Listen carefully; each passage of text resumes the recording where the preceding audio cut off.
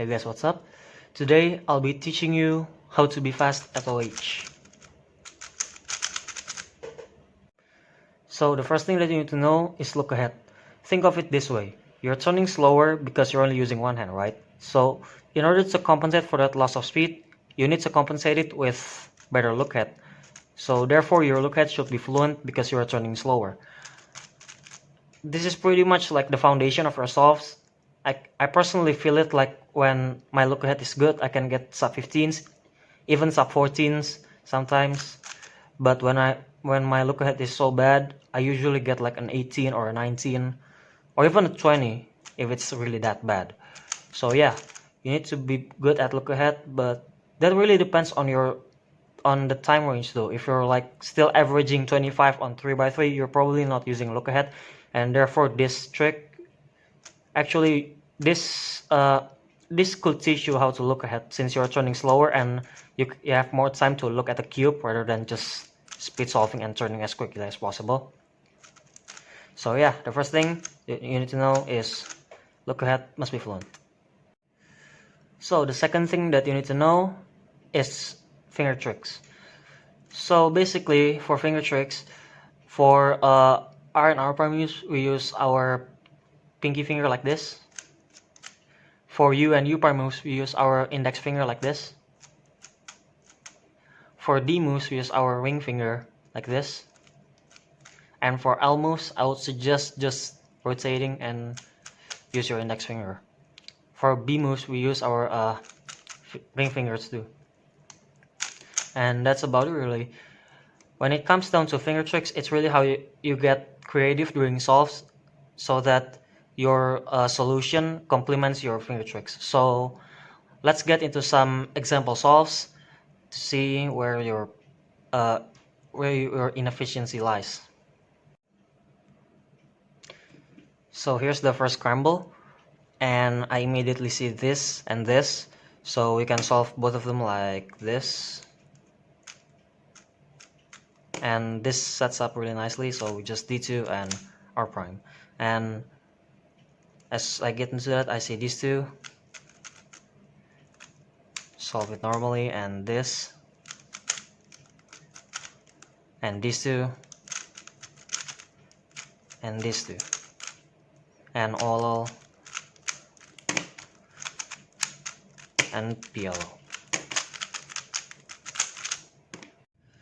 Here is the second scramble. We'll be doing 3, so this is the second one.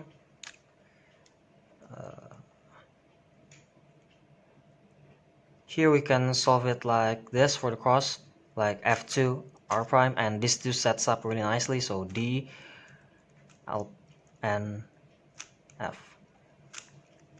And that solves the cross. And as I get into that, I looked ahead into these two, so I rotate it, insert, and we see these two, and we see these two,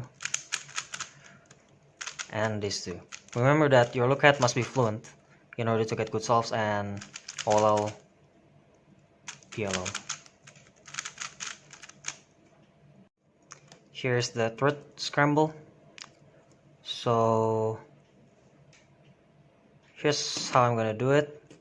I will put this first like that and just align the cross normally, and as I solve the cross, I see these two free pair, these two, and that sets up really nicely. OLL and PLL. The one thing that I forgot to teach is how to use F moves. So F, I just usually do it like this, or the reverse like this. So it should look like that, or sometimes like this. For example, Y perm, and like that, kind of like just pull it like this and just hold the cube in its state using your other fingers while pulling it with your index finger, like that.